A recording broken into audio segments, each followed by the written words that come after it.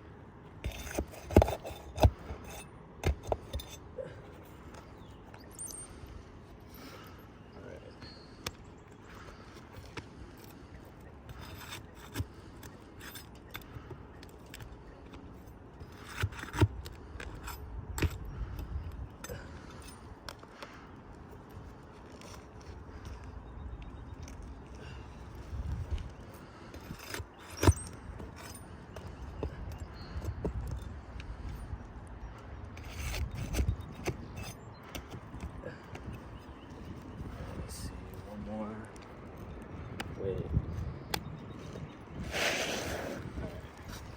So that one's out.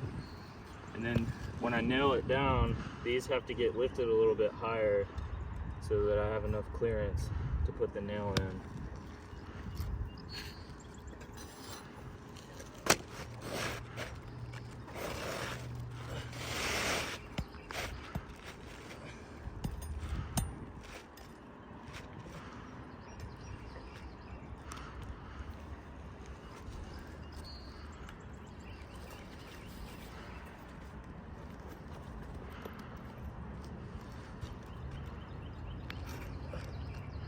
So this always has to get bent further back so there's enough clearance that the hammer doesn't hit the shingle.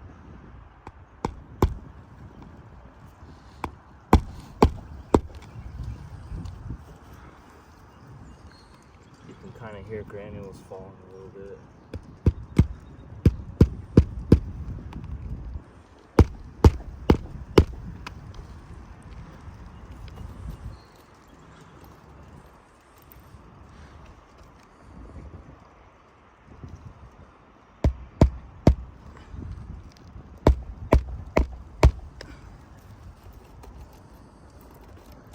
Almost done. I can see a little bit of, if you look at this one, like right here, barely. See that? Yeah. Right there. Call them later. Where am I at? I need to put this one.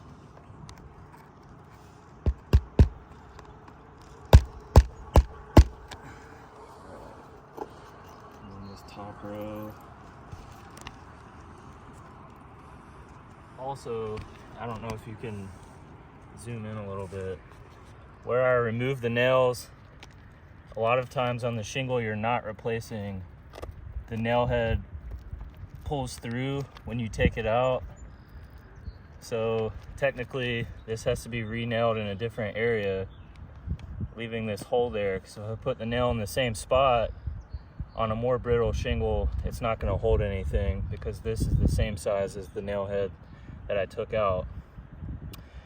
So technically it's improper if I have to put this nail over here, because then I only have 3 inches of offset instead of 6 required by the manufacturer like that.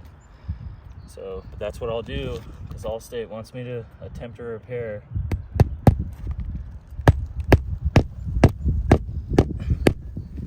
Didn't really go in straight.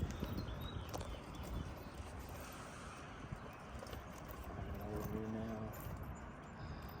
That one's too long. Almost done.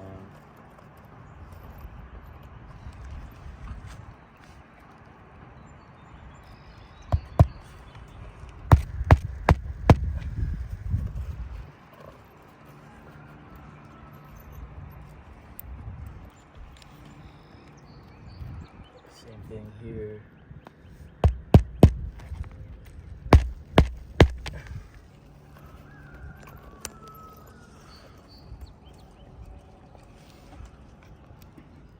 Yeah, this one's already creased. That's another example of the, see those two holes here? Mm-hmm.